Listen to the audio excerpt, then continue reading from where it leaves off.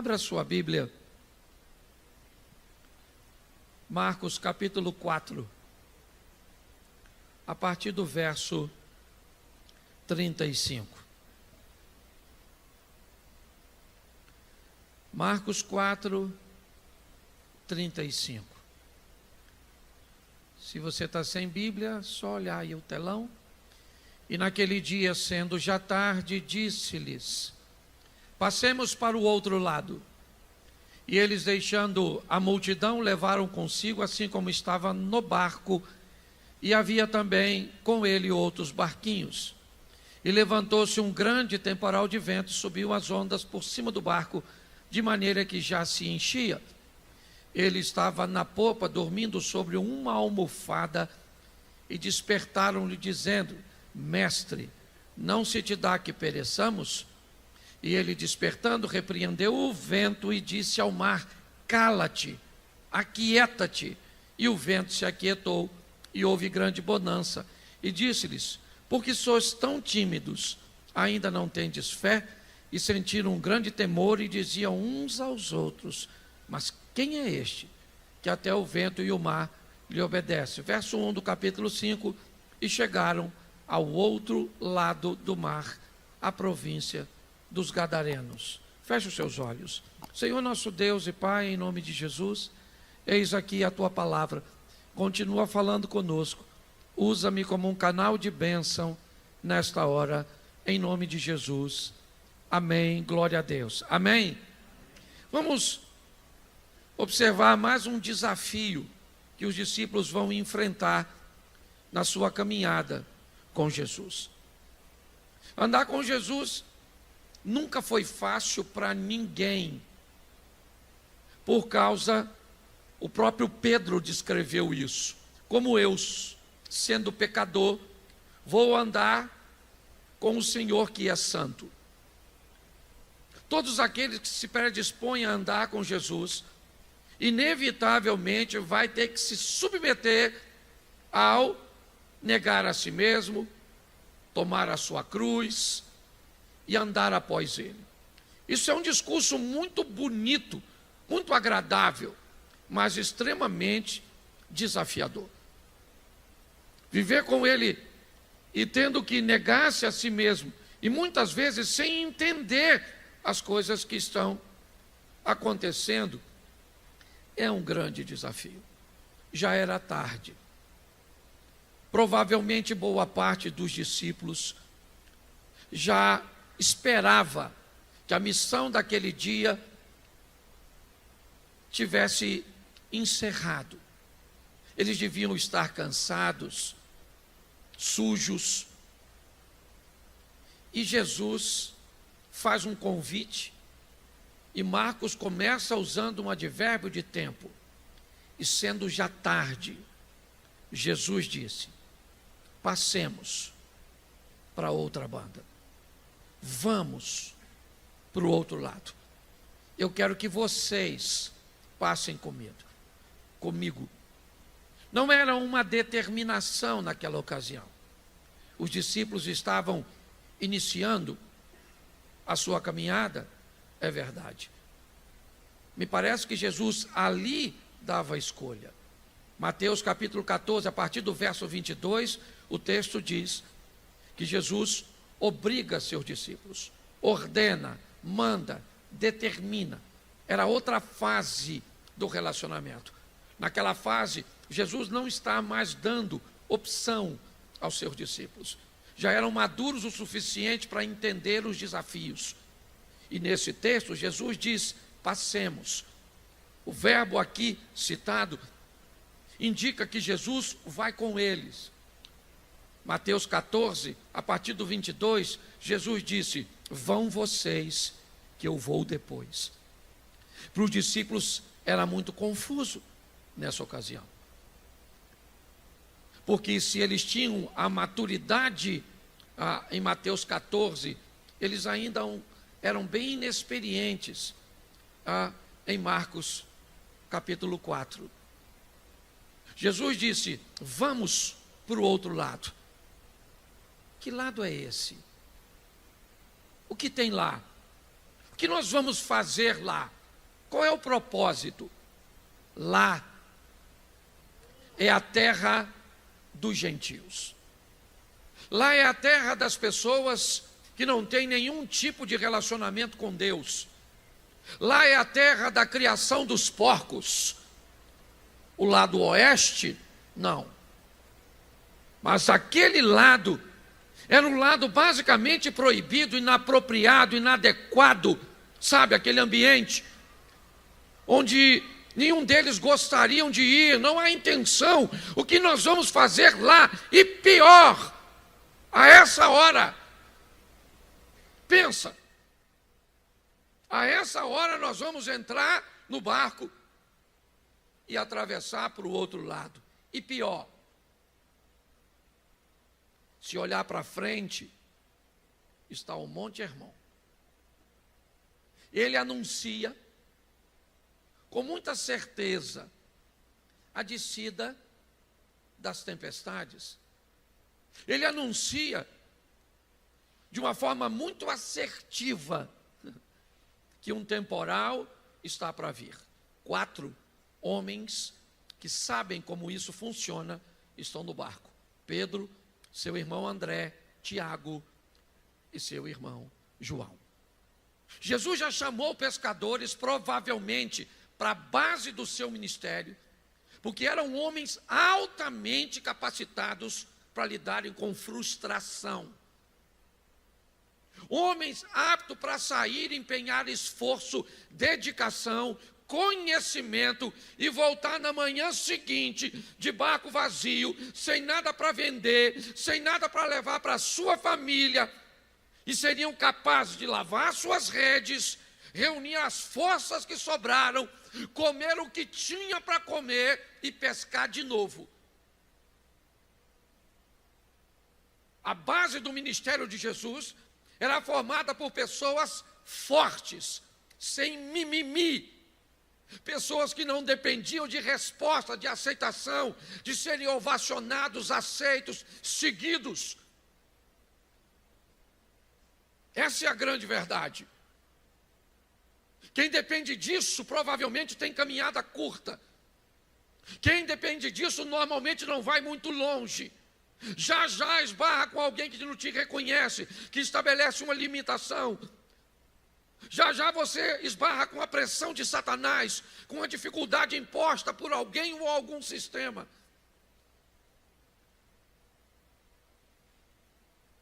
Os discípulos, talvez nem todos, mas aqueles com experiência no mar da Galileia sabiam que não era recomendado. Os barcos eram muito pequenos,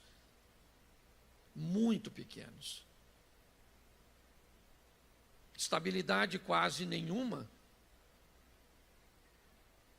Eles eram tocados ou por remo ou por uma vela pequenina. Então, provavelmente, eles não estão entendendo que convite é esse.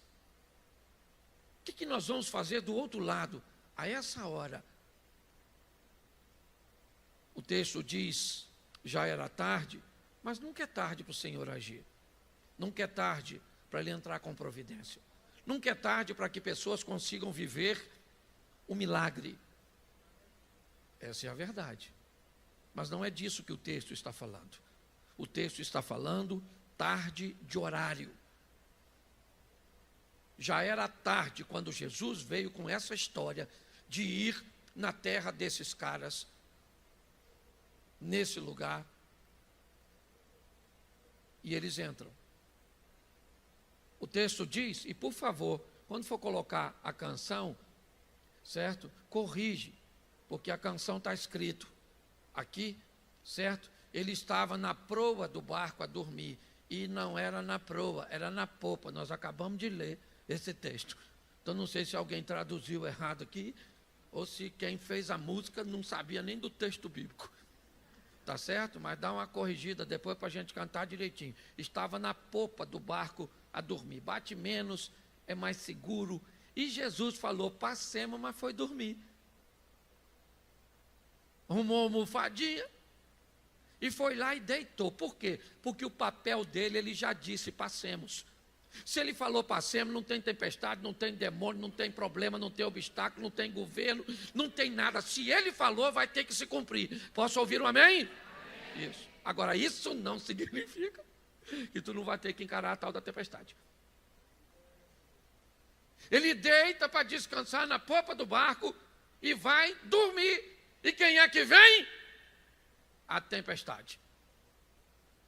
Se tem um negócio que é para crente, principalmente, é com fartura, é tempestade. Você piscou o olho, parece uma. Às vezes do nada. Quem é casado, então sabe o que eu estou falando. O céu está, Jesusinho, falou uma frase, fechou. Dá trovoada, dá tudo. Certo? E você está rindo de você mesmo, porque você sabe como funciona. Escute só. Jesus foi dormir e lá vem a tempestade. Nós temos nesse barco quantos pescadores? Quantos? 4. Não deve ser difícil para eles. A tempestade vem e eu não sei como é que Jesus, confesso a você, consegue dormir no barco tão pequeno no meio de uma tempestade. Até porque o texto já diz que a água estava entrando no barco. O que indica que Jesus já devia estar molhado. O que indica que não estava dormindo. Estava quieto. Certo? Só para ver como é que a turma vai enfrentar o problema, porque ele está treinando os caras. Então os caras estão tentando dar o jeito deles, sim ou não? Sim ou não? Jesus estava no barco? Então quando a tempestade veio, o que é que eles poderiam ter feito? Me ajuda aí. Quem botou ou nos botou nessa furada? Foi ele. Então acorda ele. E fala para ele, olha lá, ó. Olha onde o Senhor nos botou. Só que a gente não é assim. Isso é bem legal. Você tentar resolver com as suas próprias forças. Tentar resolver do seu jeito. O problema aparece e você luta, você tenta se virar. E que Deus te abençoe para que você consiga. Mas se você não conseguir, nunca esqueça. Se ele estiver no teu barco, ele é a garantia de que não vai afundar. Então os discípulos estão lá. Tentando resolver. Adiantou? Não. Então foram onde? Em Jesus. E acordaram dizendo, mestre, mestre, não se te dá que pereçamos, o senhor não está vendo que nós vamos morrer? Ô gente, eles não vão morrer. Jesus disse, passemos para outra. Jesus disse, passemos para outra margem, para outra banda. Se Jesus falou, vai chegar. Ele não explicou o que você enfrenta no meio. Entendeu? Aquela letrinha miúda que nós não lê. Certo? Irmão. Você pensa que é mole? Não é fácil, não. Então o negócio está lá. Quando o bicho pegou, foram onde? Jesus. Oh, Jesus. Jesus.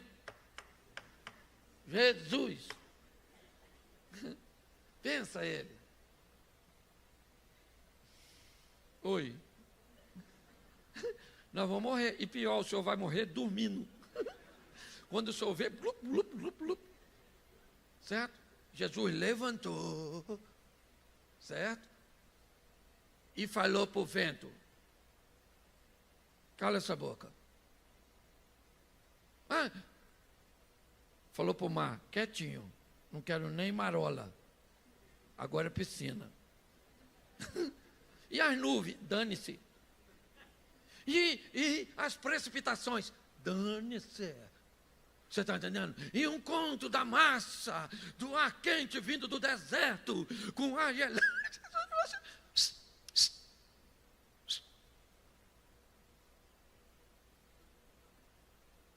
O vento que não é otário, calou a boca.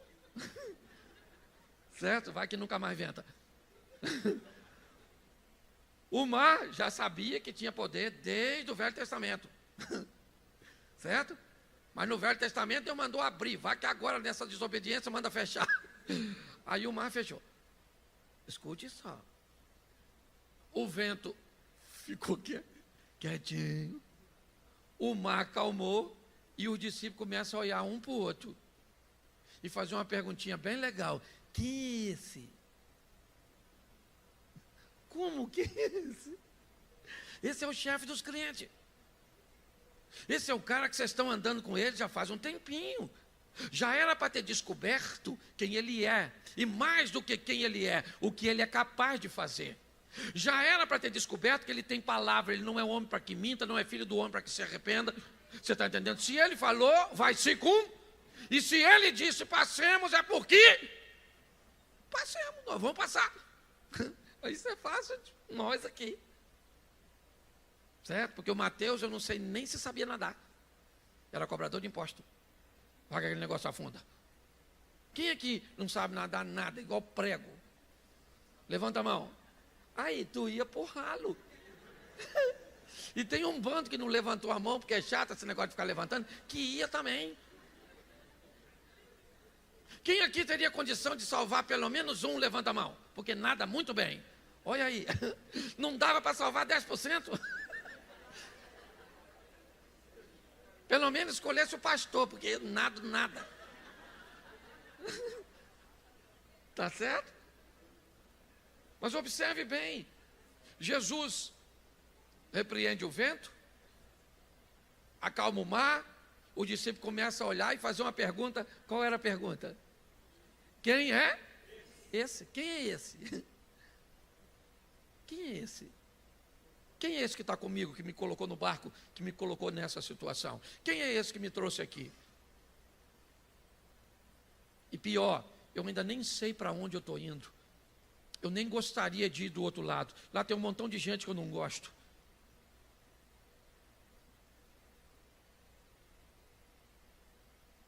Jesus olhou e disse: por que vocês têm tanto medo? Vocês ainda não têm fé? E aí então o texto diz que eles atracam do outro lado. E assim que eles chegam, se já era tarde quando eu estava lá, ainda pegou a tempestade para atrasar, ainda chegou, certo? Do outro lado já devia ser bem mais adiantado. O texto não descreve a hora, mas quando ele chega, o indivíduo sai correndo na direção de Jesus.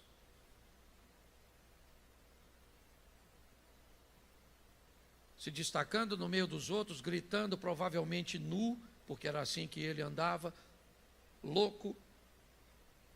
Ele vem na direção de Jesus e pergunta: o que tenho eu com você, filho do Altíssimo, para você vir aqui me perturbar? Capítulo 4, verso 35, passemos para outra parte. Os discípulos não têm a noção do que vão fazer lá, mas o demônio já tem. O demônio sabe muito mais de evangelismo do que nós, sabe muito mais de potencial do que nós. O diabo sabe o que você pode fazer, sabe quem você pode se tornar, sabe o que você pode realizar. Olhe bem, o demônio vai até ele e diz: o que tenho eu contigo? A conotação dá a entender que se Jesus quer fazer alguma coisa naquele lugar, a pessoa mais indicada é aquele indivíduo. Pastor, mas ele está nu. Pastor, ele atacava os outros. Ele é uma vergonha, é uma escória. Ninguém gostaria de andar com ele. A fama dele não é boa. Sério? Então por que Satanás está atacando aquele cara, deixando ele endemoniado? Se ele não serve para nada, por que o diabo está tentando contra ele, contra a casa dele, contra a família dele, contra a vida dele? Então o diabo é um idiota, um bobo, que agora ataca pessoas que não oferecem nenhum perigo à expansão do reino. É isso? Não, ele sabe quem você pode se tornar. Ele sabe coisas a seu respeito que nem você sabe. Por isso, uma das frases mais ouvidas na boca de um jovem: aceitar Jesus agora? Não, eu sou novo. Deixa para quando eu ficar mais, porque aí eu já não tenho a mesma força, o mesmo vigor. Atrasar o agir das pessoas. Jovens, eu vos escolhi porque sois isso. E não é menosprezando a melhor idade, não. Mas a disposição, né, de um jovem é muito maior. E o diabo sabe. Jesus não falou nada. Ele simplesmente chegou e o demônio vai na direção dele.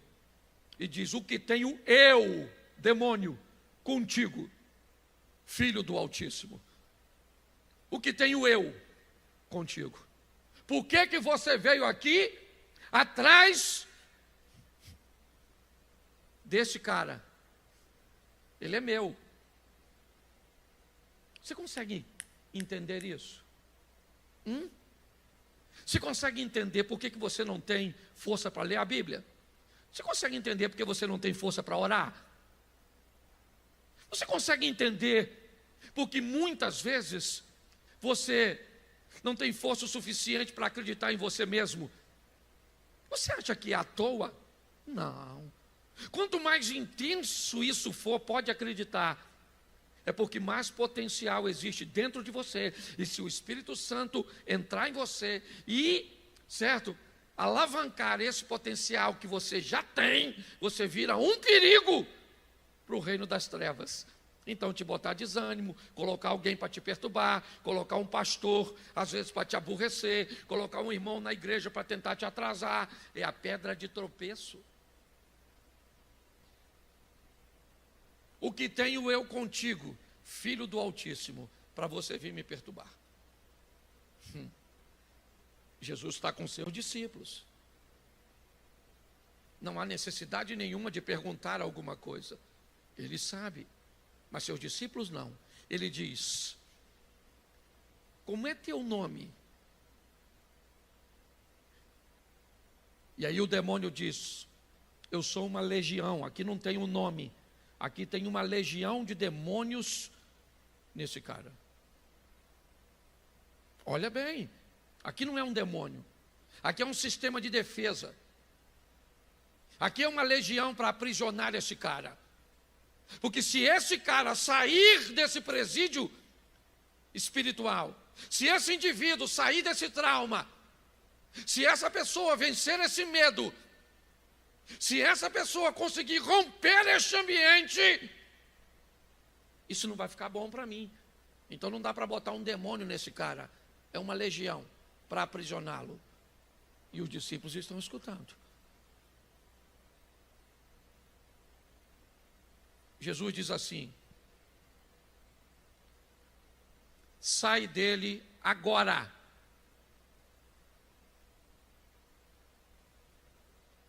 Sai dele agora. Tinha uma manada de porcos. Os demônios falaram com Jesus. Olhe bem, os discípulos estão recebendo uma lição poderosíssima. Quando ele diz: meu nome é Legião, os discípulos sabem o que isso significa na horda romana. Então, se tem um demônio, era só um porco, mas uma manada. Jesus sabe, os discípulos não. Mas quando todos os porcos começam a correr em direção a um precipício. Os discípulos que ainda têm uma visão limitada começam a entender a quantidade de demônios que estava naquele cara. Os demônios então se lançam ao mar, o homem está liberto e Jesus começa a conversar com ele.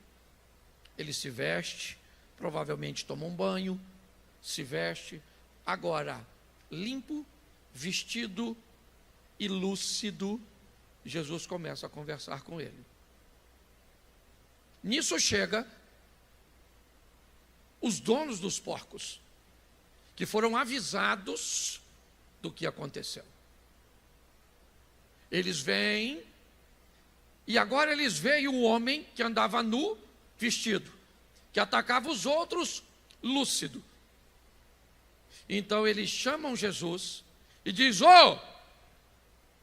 vai embora, o senhor não é daqui. Aliás, vocês não são daqui, vocês são judeus, nós somos gentios. Não tem espaço para vocês aqui. Vão embora da nossa terra. Entrem nesse barco e sumam daqui. Jesus olhou para os discípulos e disse: vamos embora. Dá para botar o verso 19, me parece? 5:19? Bota o 18 para eles entenderem melhor. Entrando ele, Jesus, no barco, rogava-lhe o que fora endemoniado, que o deixasse estar com ele. Me leva, Jesus, contigo. Me deixa ir contigo. Eu quero ir com o senhor. Tem uma vaga aí de discípulo. Arruma para mim. Verso 19. Jesus, porém, não lhe permitiu, mas disse-lhe: vai para a tua casa, para os teus, anuncia-lhes quão grandes coisas o Senhor te fez e como teve misericórdia de ti. Preste atenção em mim agora. Ele recebe duas instruções. A primeira: vai para a tua casa. A tua casa tem que ser o berço, a base do reconhecimento do que Deus fez com você. Pode zombar de você, pode não gostar de você, pode escarnecer de você, pode fazer tudo isso. Pode nunca dizer para você, escute o que eu estou dizendo. Você vai ter parente, vai ter gente na sua casa que nunca vai dizer para você, certo? Que Jesus mudou a sua vida e que ela está transformada. Mas se conversar com os outros, fala: fulano está mudando, rapaz. Não falo para não dar confiança. Mas isso falava palavrão, manguaçava. Ela andava quase pelada. Entendeu? Ele é cachaceiro, a esposa não trabalhava, preguiçoso. Está mudado, menino, está mudado. Mas com você, sabe o que fala? Fica dando uma de santinho. Vai para a tua casa. Para a tua casa. Porque o verdadeiro evangelho, a validação do que Jesus fez da sua vida, vem em primeiro lugar da sua casa. Não precisa estar falando com você, mas quando falar de você, tem que falar direito. Fulano agora está enjoado. Não pode mais beber, não pode mais falar palavrão na frente dele, certo? Não vê mais nada desse jeito, não faz mais uma fofoquinha. Está achando agora que é anjo. Está lá na igreja dando dinheiro para pastor. Eu conheço, eu também tenho família. Eu tenho. E já aconteceu comigo essas questões. Certo? Meu próprio pai, às vezes, uma vez, um amigo aqui da igreja, falou: pastor, o seu pai está falando mal de você. Eu falei: tá? Ele falou: tá. E meu pai era uma figuraça. Uma vez vieram fazer uma reportagem no SBT aqui, foram lá entrevistar ele. Falou: o seu filho é um filho bom? Ele falou: meu filho é um menino bom. Já me botou morando aqui perto do cemitério. Lembra disso, Lezé? Que se morrer é só jogar por cima do muro. Meu pai era uma figuraça. E aí eu falei para essa pessoa aqui da igreja que me disse que ele estava falando a meu respeito mal. Eu falei, quando meu pai falar mal de mim, sustenta, fala também. Fala que eu sou sem vergonha, fala que eu sou safado e vê. Pô, ele voltou lá, meu pai falou, ele falou, é isso mesmo, seu Chico. Esse menino não presta. Meu pai falou, não é assim não. Meu menino é pastor, não, meu menino é decente. Comigo não falava, mas com os outros falava. Seu cunhado nunca vai falar que você é um homem de Deus na sua frente. Mas por trás de você vai dizer que o Senhor mudou a sua vida e que você não é mais a mesma pessoa. Sua casa tem que engolir o que Jesus fez, mas não vão falar. Com você não fala, mas fala com os outros. Isso é muito legal. Segundo, vá para os teus. Vá para a sua casa e vá para os teus. Vá para o seu ambiente. Vá para as pessoas que te conhecem. Quem trabalha contigo, quem estuda contigo, quem mora perto de você. Esses são os teus. Quem são os teus? Os teus são todos aqueles que Deus te deu para servir de evangelista. Esses são os teus. Eu não sei onde você mora. Você mora onde? Santa Cruz da Serra? Você mora onde? No Parque Paulista? Você mora onde? São Judas Tadeu? Você mora onde? Capivari? Você mora na Figueira? Saracuruna? Jardim Primavera? Campos Elísio? Lote 15? Parque Araruama? Onde é que você mora? Lá estão os teus. Lá estão pessoas que provavelmente eu nunca vou alcançar. Nunca. Você vai alcançar. Vá para os teus. Então vá para a tua casa e vá para os teus e anuncia-lhes, mostra para eles duas coisas. Olha só, duas coisas. Mostra para ele o que o Senhor fez por você. Mostra para essas pessoas. O que Deus fez por mim?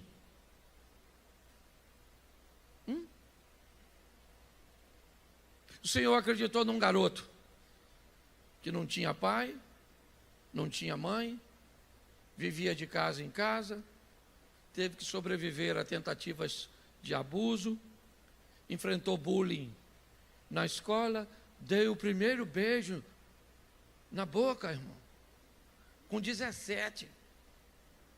Hoje tem garoto de 10 que já beijou.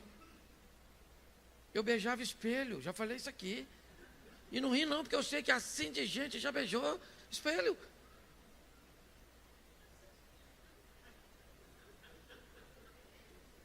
Eu sei o que ele fez por mim. Você sabe o que ele fez por você? Você tem que fazer uma relação de tudo aquilo que ele fez por você. Eu não posso esquecer, porque pensa numa vida difícil, eu tinha tudo para ser traumatizado. Aliás, eu acho que eu sou. É que o trauma vem em forma de humor. Mas eu acho que eu sou meio traumatizado. Eu devo ter uma perturbação do sofrimento que eu já tive nessa vida. Mas o que ele fez por mim, pensa o que ele fez por você. E aí? O que ele fez para você, Zia? Eu conheço você de outros carnavais, eu sei. Hein, Reinaldo? Conheço. Hein, Geraldo? Geraldo até baixou a cabeça com medo de eu falar. Certo? Ei, Eduardo, pensa. Dá uma olhada. Olha só, o que ele fez por você. Se eu desse o microfone aqui hoje para 5 pessoas subir aqui e dizer o que Deus fez por você, esse culto ia acabar meia-noite. Sim ou não? Então vai lá e mostra, anuncia para eles o que o Senhor fez por você. Pensa. E o pior, por que ele fez? Porque você merece? Por causa da misericórdia. E como teve misericórdia de você? Porque tu não valia ela nada. Tem uma mulher que deu uma olhada para o marido agora. O olho de Tandera. Pensa, pela misericórdia, porque a gente não merecia. Entendeu? Não merecia. Se nós olharmos, as pessoas não acreditavam na gente, certo? O que girava em torno do nosso nome não eram as melhores informações. E aí quem é que resolveu enfrentar uma tempestade, a incredulidade dos discípulos, o improvável, e marcou um encontro com você?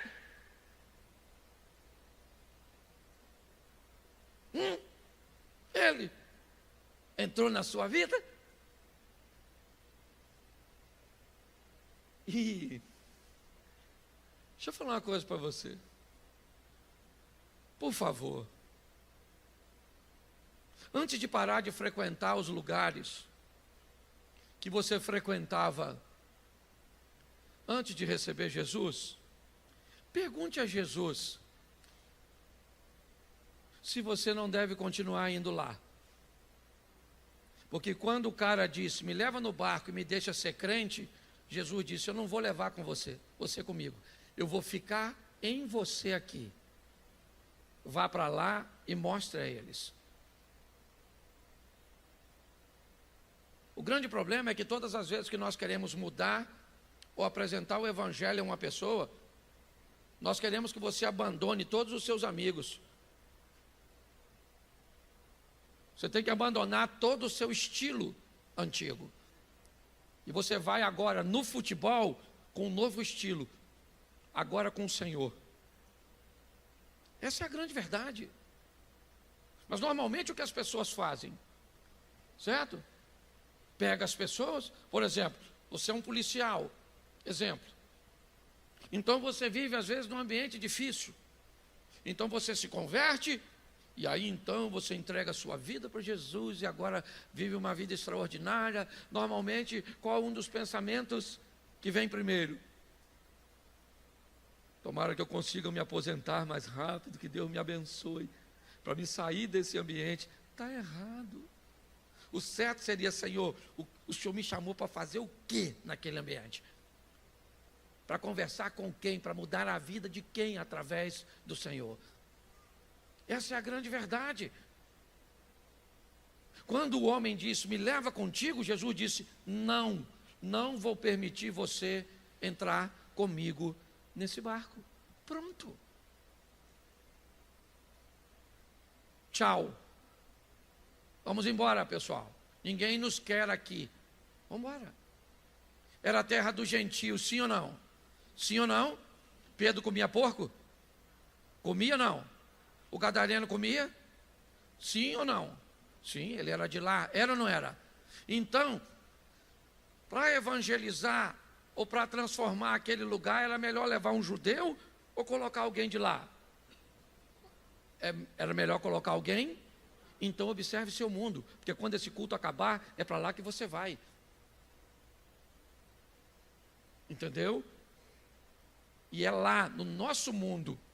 Ah, porque vós não sois deste mundo, você é extraterrestre. Cuidado para não olhar a palavra mundo no sentido literal. O seu mundo é o lugar que você frequenta, as pessoas que vão acessar você, as pessoas que vão te procurar, é para lá que você vai mostrar para ele o que o Senhor fez e por que ele fez. O que ele fez foi extraordinário, e por que ele fez, não é porque eu merecia, é por causa de sua misericórdia. Você quer continuar o texto? Coloca o capítulo 7, já estou acabando já. Marcos 7, finalzinho lá de Marcos 7, 40 e pouco, verso 50. Vê aí, eu não lembro. Bota aí, Marcos 7, vai até o final e volta um pouquinho, não lembro quantos versículos. Vamos lá, Marcos 7, vai até quando? Me ajuda aí. Termina no 37? Marcos 7, deixa eu pegar o texto aqui, fica mais fácil, que aí eu já tenho. Marcos capítulo 7, versículo, vamos lá, Isso. Espera aí. Eu já pego um pouquinho para vocês. Verso 31, por favor. 31. E ele, tornando a sair dos termos de Tiro e de Sidom, foi até ao mar da Galileia, pelos confins de onde? A terra dos gentios, Decápolis, Gadara. 2 anos e meio depois daquela primeira visita, de Marcos 4, de Marcos 5, perdão. Agora em Marcos 7, Jesus torna, e não mais de barco, ele está a pé, rodeando por cima de Cafarnaum, certo? Atravessando, ele vai contornar, sai dos termos de Tiro e de Sidom, certo? Ou seja, embaixo do Líbano, ok? E vem pelo mar da Galileia, margeando pelos confins de Decápolis. Verso de número 1 do próximo capítulo, do 8. Bota aí, eu acho que é 1 mesmo. Bota Marcos 8, só para o pessoal acompanhar. Isso. Naqueles dias, havendo uma grande multidão, não tendo o que comer, Jesus chamou a si os seus discípulos e disse-lhes: tenho compaixão da multidão, porque há já 3 dias que estão comigo e não têm o que comer. E se eu os deixar em jejum, se eu deixar ir em jejum para suas casas, desfalecerão no caminho, porque alguns deles vieram de longe. E os seus discípulos responderam: de onde poderá alguém satisfazê-lo de pão aqui no deserto? Perguntou-lhes, quantos pães tendes? E disseram-lhe 7. Ordenou que a multidão se assentasse no chão, tomando os 7 pães, certo? E tendo dado graças, partiu e deu aos seus discípulos para que o pusessem diante deles. Puseram diante da multidão, verso 7, e tinham também alguns peixinhos, e tendo dado graça, ordenou também que lhe pusesse diante. Vamos embora? Comeram e saciaram, e dos pedaços sobraram 7 cestos. Vamos embora? E os que comeram? Foi o quê? Quase 4.000 homens, sem falar mulheres e crianças. Jesus volta a Decápolis, aproximadamente 2 anos, talvez um pouquinho mais. E agora ele chega lá em Decápolis. Bom, Decápolis era a terra do ex-endemoniado. Jesus diz a ele: vá para a sua e vá para os teus de Gadareno. Quem são os teus de Gadareno? O povo de Decápolis. Jesus volta a Decápolis depois de 2 anos e um pouquinho. Tem 4.000 homens. Vamos botar aí, dobra isso, 8.000 pessoas, colocando mulheres e crianças. Tá certo? Só para você entender a quantidade de gente que saiu da sua casa para conhecer Jesus. Por quê? Por que as pessoas foram conhecer Jesus? Pelo mesmo motivo que saíam para ir a Betânia. Elas iam a Betânia para ver quem? Para ver quem? Você lembra? O que Jesus fez em Betânia? Ele fez o quê? Não, mas depois, ele fez o quê com Lázaro? Ressuscitou Lázaro. As pessoas iam a Betânia para ver o homem que Jesus... As pessoas iam àquela reunião, certo? Para ver Jesus, por causa do homem que Jesus... Isso continua acontecendo. Entendeu? O número de pessoas que vão, pare de se preocupar com isso. Talvez você vai na casa de alguém fazer uma oração e vai aparecer 3 vizinhos. Vai aparecer um vizinho. Às vezes você vai pegar um ônibus e naquele momento, aquele se torna um dos teus. você nunca viu e talvez nunca mais, mas naquele momento ele cruzou seu caminho. E do que ele vai se aproveitar? Do que Jesus fez por você e de como ele teve misericórdia. O poder da transformação. É isso. Um homem transformado, um homem mudado, uma pessoa, certo? Totalmente diferente. Essa noite eu gostaria que você refletisse sobre isso. Um cara que ninguém dava nada por ele, porque não era para dar. Ele não tinha muito o que oferecer. Os números, talvez, é o que mais causa confusão. Mas é assim que funciona. Jesus foi lá, evangelizou pronto. Pô, Jesus ir por causa de um cara só, será que não é um desperdício? Não. Filipe não é arrebatado e vai até o caminho encontrar com um eunuco que está indo para a África, para o sul da África. Um indivíduo. Filipe pegou e foi lá e conversou com Natanael. Vem e vê. Não se preocupe com números, mas fique atento ao seu mundo. Seu mundo pode ser seu noivo, seu namorado, seu marido, seus irmãos, seus vizinhos, as pessoas que trabalham com você, que estudam com você. Aliás, pode ser pessoas que estão na igreja com você.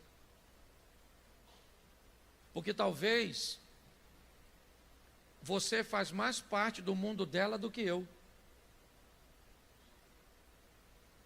Provavelmente vocês têm relacionamento com gente aí, ou entre si, um relacionamento muito mais intenso, muito mais forte do que tem comigo. Entendeu? Então, às vezes, me diga seu nome. Etiel. Me diga seu nome. Edalmo. Talvez o Etiel seja alguém do mundo do Edalmo e não do mundo do Cláudio. Você consegue entender? Alguém cujo qual, quando você falar para ele o que o Senhor fez por você.